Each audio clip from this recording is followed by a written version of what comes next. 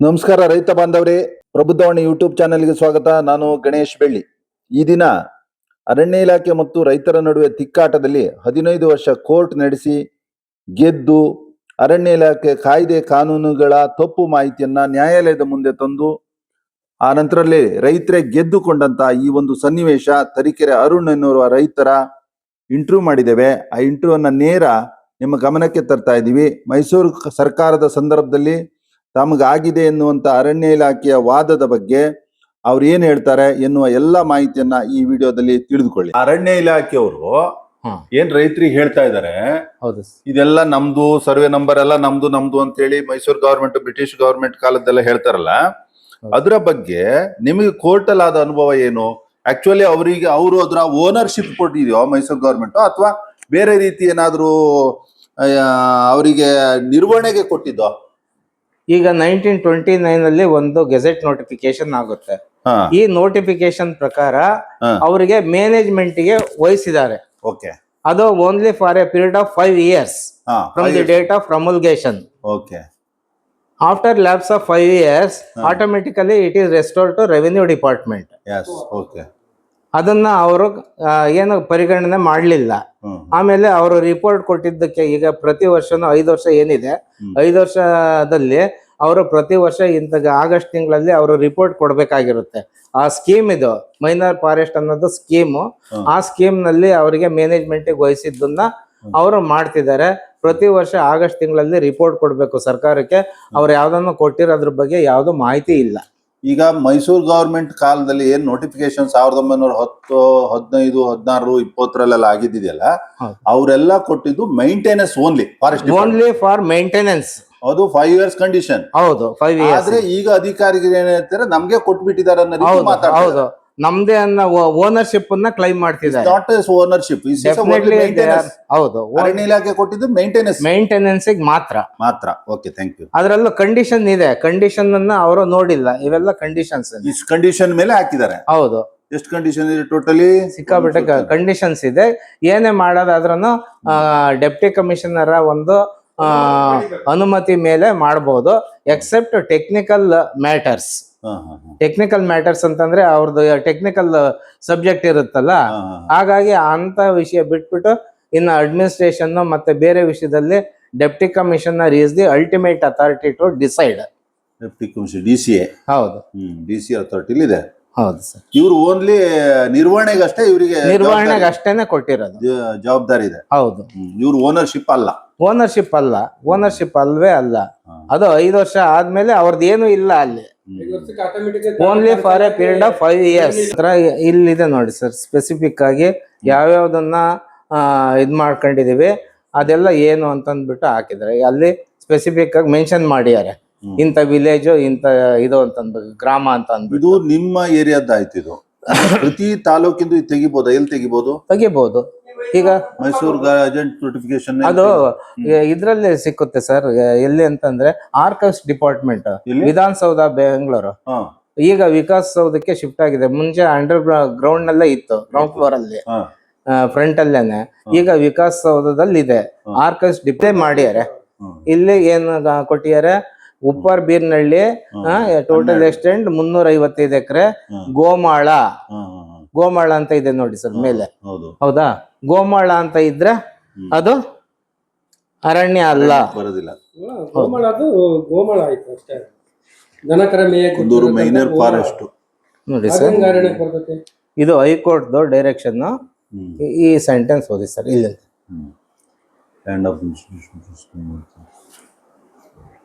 ಅಂದ್ಬಿಟ್ಟು ಈಗ forest department land ಅವ್ರಾಗ ಇದನ್ನ ಗೆಜೆಟ್ ನೋಟಿ ಇದೇ ಒಂದು ಡಾಕ್ಯುಮೆಂಟ್ ಅನ್ನ ಅವ್ರು ಪ್ರೆಸೆಂಟ್ ಮಾಡಿರೋದು ಫಾರೆಸ್ಟ್ ಡಿಪಾರ್ಟ್ಮೆಂಟ್. ಇದೇ ಡಾಕ್ಯುಮೆಂಟ್ ಮೇಲೆ ಅಪೆಲೇಟ್ ಕೋರ್ಟ್ ಏನ್ ಮಾಡಿದೆ, forest department land, forest department land ಆಗಿರೋದ್ರಿಂದ ಕಂದಾಯ ಇಲಾಖೆಗೆ ಯಾವುದೇ ಅಧಿಕಾರ ಇಲ್ಲ. ಅವ್ರಿಗೆ ಏನಾದ್ರೂ ಮಂಜೂರ್ ಮಾಡ್ಬೇಕು ಅಂತ ಅಂದ್ರೆ ಅದು ಡಿನೋಟಿಫಿಕೇಶನ್ ಆಗ್ಬೇಕು. ಡಿನೋಟಿಫಿಕೇಶನ್ ಆಗಿಲ್ಲ. ಮತ್ತೆ ಸೆಂಟ್ರಲ್ ಗವರ್ಮೆಂಟ್ ಪರ್ಮಿಷನ್ ತಗೊಂಡಿಲ್ಲ, ಫಾರೆಸ್ಟ್ ಡಿಪಾರ್ಟ್ಮೆಂಟ್ ಪರ್ಮಿಷನ್ ತಗೊಂಡಿಲ್ಲ. ಹಾಗಾಗಿ revenue records are of no use. ಅಂತ ಅಂದ್ಬಿಟ್ಟು ಅವರು ಹೇಳಿದ್ದಾರೆ ಓಕೆ ಅಪಿಲೇಟ್ ಕೋರ್ಟ್ ಅಲ್ಲಿ. ಹಾ ಅವರು ಅದೇ ಕೋರ್ಟಿಗೆ ಹೈಕೋರ್ಟ್ ಅಬ್ಜೆಕ್ಷನ್ ಹಾಕಿ ಮತ್ತೆ ವಾಪಸ್ ಇಲ್ಲಿಗೆ ಮಾಡಿದೆ, ರಿಮೈಂಡ್ ಆಗಿದೆ. ಯಾಕೆ ಅಂತಂದ್ರೆ ಅದೇ ನೀವ್ ಹೇಳ್ದಾಗೆ ಅದನ್ನ ರಾಂಗ್ ಇಂಟರ್ಪ್ರಿಟ್ ಮಾಡ್ಕೊಂಡಿದ್ದಾರೆ. ಕಂದಾಯ ಇಲಾಖೆಗೆ ಇದ್ದಾಗ ಭೂಮಿನ ಅರಣ್ಯ ಇಲಾಖೆಗೆ ವರ್ಗಾವಣೆ ಏನ್ ಮಾಡಿಲ್ಲ. ವರ್ಗಾವಣೆ ಮಾಡಿದ್ದಾದ್ರೆ ಅವರಿಗೆ ಮ್ಯೂಟೇಶನ್ ಆಗಿರೋದು, ಆಗ್ಬೇಕು. RTC ಬಂದಿರೋದು, ಹೌದೌದು ಕಂದಾಯ ಇಲಾಖೆ ದಾಖಲೆಯಲ್ಲಿರೋದು ಹೌದೌದು. ಯಾವುದೂ ಇಲ್ಲ. ಹಾ ಯಾವುದೂ ಇಲ್ಲ. ಹೆಂಗೆ how can they become owner of the land? Is ಅರಣ್ಯ ಇಲಾಖೆ ಇವರಿಗೆ RTC ಬದಲಾವಣೆ ಮಾತ್ರ ಹಕ್ಕುದಾರ. ಅವರು ಬದಲಾವಣೆ ಆದ್ರೆ ಮಾತ್ರ, ಅಲ್ಲಿವರೆಗೆ ಅವ್ರ ಹಕ್ಕುದಾರ ಅಲ್ಲ. ಮ್ಯೂಟೇಶನ್ ಆಯ್ತು ಅಂತಂದ್ರೆ, ಮ್ಯೂಟೇಶನ್ ಆಗ್ಬೇಕು ಅಂತಂದ್ರೆ ಅದಕ್ಕೊಂದು ಟೈಮ್ ಇರುತ್ತೆ. ಅಬ್ಜೆಕ್ಷನ್ ರೈಸ್ ಮಾಡಿದ್ದಕ್ಕೆ ಅಬ್ಜೆಕ್ಷನ್ ಮಾಡ್ಬೋದಿತ್ತಲ್ಲ ಅವಾಗ. ಮ್ಯೂಟೇಶನ್ ಟೈಮ್ ನಲ್ಲಿ ಅಬ್ಜೆಕ್ಷನ್ ಮಾಡ್ಬಿಟ್ಟು ಇದು ಅರಣ್ಯ ಭೂಮಿ ಅಂತ ಹೇಳ್ಬೋದಿತ್ತು.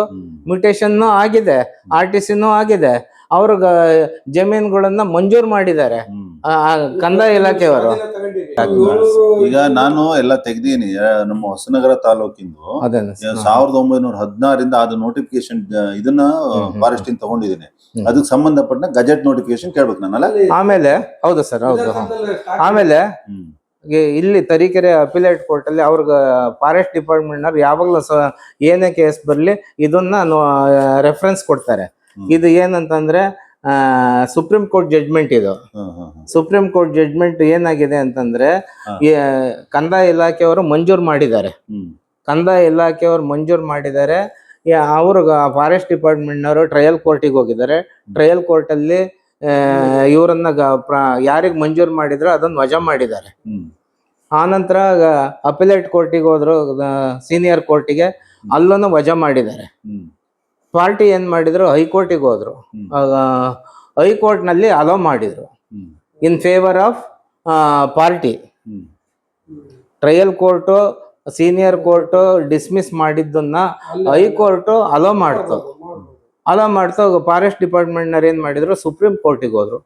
ಸುಪ್ರೀಂ ಕೋರ್ಟಿಗೆ ಹೋದಾಗ ಎಲ್ಲ ವೆರಿಫೈ ಮಾಡಿದಾಗ ಕಂದಾಯ ಇಲಾಖೆಯವರು ರಿಸರ್ವ್ ಫಾರೆಸ್ಟ್ ನಲ್ಲಿ ಮಂಜೂರು ಮಾಡಿದ್ದಾರೆ. ರಿಸರ್ವ್ ಫಾರೆಸ್ಟ್ ನಲ್ಲಿ ಮಂಜೂರು ಮಾಡಿರೋದ್ರಿಂದ ಅವ್ರಿಗೆ ಏನ್ ಸಾಗುವಳಿ ಚೀಟಿ ಕೊಟ್ಟಿದ್ರು ಅದನ್ನ ವಜಾ ಮಾಡಿದ್ರು, ಡಿಸ್ಮಿಸ್ ಮಾಡಿದ್ರು. ಇದು ಒಂದು ಸ್ಪೆಷಲ್ ಕೇಸ್. ಅದು ಇವರು forest department reserve forest notification ಯಾವಾಗ ಆಗಿತ್ತು? ಅದ್ರ ಬಗ್ಗೆ ಈಗ ಇದು ಜಡ್ಜ್ಮೆಂಟ್. ಯಾಕಂದ್ರೆ judgment is one type of ಏನಾಗುತ್ತೆ, ನ್ಯಾಯಾಲಯಕ್ಕೆ ಹೋದಾಗ ನಾವು ಕೊಡೋ ಡಾಕ್ಯುಮೆಂಟ್ಸ್ ಮೇಲೆ ಜಡ್ಜ್ಮೆಂಟ್ ಇರುತ್ತೆ. ರಿಸರ್ವ್ ಫಾರೆಸ್ಟ್ ಫಸ್ಟ್ ನೋಟಿಫಿಕೇಶನ್ ಆಗಿತ್ತು ಅಥವಾ ಹಂಚಿಕೆ ಫಸ್ಟ್ ಆಗಿತ್ತು ಅನ್ನೋದು ಮುಖ್ಯ. ಅದ್ರ ಬಗ್ಗೆ ಇದ್ರಲ್ಲಿ ಇಲ್ಲ. ಇದು ಸುಪ್ರೀಂ ಕೋರ್ಟ್ ಜಡ್ಜ್ಮೆಂಟ್. ಯಾಕೆಂದ್ರೆ ಈಗ ಕಂದಾಯ ಇಲಾಖೆಯವರು ಕರೆಕ್ಟ್ ಆಗಿ ಕೆಲಸ ಮಾಡ್ತಾರೆ, ಸರಿ ಕರೆಕ್ಟ್ ಆಗಿ ಲೀಗಲ್ ಆಗಿ ಮಾಡ್ತಾರೆ ಅಂತ ಹೇಳಂಗಿಲ್ಲ. ಯಾಕೆ ಇದೊಂದು ಉದಾಹರಣೆ ಇದು. ಯಾಕೆಂದ್ರೆ ಕಂದಾಯ ಇಲಾಖೆಯವರು ತಪ್ಪು ಮಾಡಿದ್ದಾರೆ ಅಂತ ಅನ್ನೋದಕ್ಕೆ. ಆದ್ರೆ ನಮ್ಮ ಕೇಸ್ ನಲ್ಲಿ ಆ ರೀತಿ ತಪ್ಪೇನಾಗಿಲ್ಲ. ಇದ್ಯಾರಿದು? ನಿರ್ವಾಣೇಗೌಡ ಅಂಡ್ ಅದರ್ಸ್ ಅಂತ ಪಾಟೀಲ್ ಅಂಡ್ ಅದು ಗೆಜೆಟ್ ನೋಟಿಫಿಕೇಶನ್ ಅದು ಕಾಣಿಸ್ತಿರ್ಲಿಲ್ಲ. ನಾನ್ ಬರವಣಿಗೆ ಸರ್ ಎಲ್ಲಿದ್ದು? ಇದು ಚಿಕ್ಕಮಂಗ್ಳೂರು ಡಿಸ್ಟಿಕ್ ಇಂದಾವರ ಅಂತ ಅಂದ್ಬಿಟ್ಟು ಏನೋ ಬರುತ್ತೆ. ಇಂದಾವರ ಅಂತ ಅಲ್ಲಿ ಈಗ ನಾನು ಎಲ್ಲ ತೆಗ್ದೀನಿ. ನಮ್ಮ ಹೊಸನಗರ ತಾಲೂಕಿಂದು 1916 ಅದು ನೋಟಿಫಿಕೇಶನ್ ಇದನ್ನ ಫಾರೆಸ್ಟ್ ಇಂದ ತಗೊಂಡಿದ್ದೀನಿ. ಅದಕ್ಕೆ ಸಂಬಂಧಪಟ್ಟ ಗಜೆಟ್ ನೋಟಿಫಿಕೇಶನ್ ಕೇಳ್ಬೇಕು ನಾನಲ್ಲ. ಆಮೇಲೆ ಹೌದು ಸರ್, ಹೌದು. ಆಮೇಲೆ ಇಲ್ಲಿ ತರೀಕೆರೆ ಅಪಿಲೇಟ್ ಕೋರ್ಟ್ ಅಲ್ಲಿ ಅವ್ರಿಗೆ ಫಾರೆಸ್ಟ್ ಡಿಪಾರ್ಟ್ಮೆಂಟ್ ನವ್ರು ಯಾವಾಗ್ಲೂ ಏನೇ ಕೇಸ್ ಬರ್ಲಿ ಇದನ್ನ ರೆಫರೆನ್ಸ್ ಕೊಡ್ತಾರೆ. ಇದು ಏನಂತಂದ್ರೆ ಸುಪ್ರೀಂ ಕೋರ್ಟ್ ಜಡ್ಜ್ಮೆಂಟ್. ಇದು ಸುಪ್ರೀಂ ಕೋರ್ಟ್ ಜಡ್ಜ್ಮೆಂಟ್ ಏನಾಗಿದೆ ಅಂತಂದ್ರೆ ಕಂದಾಯ ಇಲಾಖೆಯವರು ಮಂಜೂರು ಮಾಡಿದ್ದಾರೆ. ಕಂದಾಯ ಇಲಾಖೆಯವರು ಮಂಜೂರು ಮಾಡಿದ್ದಾರೆ. ಅವ್ರಿಗೆ ಫಾರೆಸ್ಟ್ ಡಿಪಾರ್ಟ್ಮೆಂಟ್ನವರು ಟ್ರಯಲ್ ಕೋರ್ಟಿಗೆ ಹೋಗಿದ್ದಾರೆ. ಟ್ರಯಲ್ ಕೋರ್ಟ್ ಅಲ್ಲಿ ಇವರನ್ನ ಯಾರಿಗೆ ಮಂಜೂರು ಮಾಡಿದ್ರು ಅದನ್ನ ವಜಾ ಮಾಡಿದ್ದಾರೆ. ಆನಂತರ ಅಪಿಲೇಟ್ ಕೋರ್ಟಿಗೆ ಹೋದ್ರು, ಸೀನಿಯರ್ ಕೋರ್ಟಿಗೆ, ಅಲ್ಲೂ ವಜಾ ಮಾಡಿದ್ದಾರೆ. ಪಾರ್ಟಿ ಏನ್ ಮಾಡಿದ್ರು, ಹೈಕೋರ್ಟಿಗೆ ಹೋದ್ರು. ಹೈಕೋರ್ಟ್ ನಲ್ಲಿ ಅಲೋ ಮಾಡಿದ್ರು in favour of party. Trial court senior court dismiss ಮಾಡಿದ್ದನ್ನ ಹೈಕೋರ್ಟ್ ಅಲೋ ಮಾಡ್ತು. ಅಲೋ ಮಾಡ್ತಾ ಫಾರೆಸ್ಟ್ ಡಿಪಾರ್ಟ್ಮೆಂಟ್ನವ್ರು ಏನ್ ಮಾಡಿದ್ರು, ಸುಪ್ರೀಂ ಕೋರ್ಟಿಗೆ ಹೋದ್ರು. ಸುಪ್ರೀಂ ಕೋರ್ಟಿಗೆ ಹೋದಾಗ ಎಲ್ಲ ವೆರಿಫೈ ಮಾಡಿದಾಗ ಕಂದಾಯ ಇಲಾಖೆಯವರು ರಿಸರ್ವ್ ಫಾರೆಸ್ಟ್ ನಲ್ಲಿ ಮಂಜೂರು ಮಾಡಿದ್ದಾರೆ.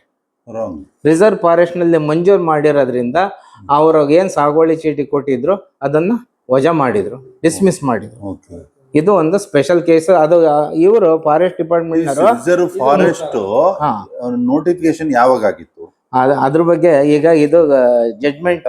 ಯಾಕಂದ್ರೆ judgment is one type of ಏನಾಗುತ್ತೆ, ನ್ಯಾಯಾಲಯಕ್ಕೆ ಹೋದಾಗ ನಾವು ಕೊಡೋ ಡಾಕ್ಯುಮೆಂಟ್ಸ್ ಮೇಲೆ ಜಡ್ಜ್ಮೆಂಟ್ ಇರುತ್ತೆ. ಹೌದು, ರಿಸರ್ವ್ ಫಾರೆಸ್ಟ್ ಫಸ್ಟ್ ನೋಟಿಫಿಕೇಶನ್ ಆಗಿತ್ತು ಅಥವಾ ಹಂಚಿಕೆ ಫಸ್ಟ್ ಆಗಿತ್ತು ಅನ್ನೋದು ಮುಖ್ಯ. ಅದ್ರ ಬಗ್ಗೆ ಇದ್ರಲ್ಲಿ ಇಲ್ಲ.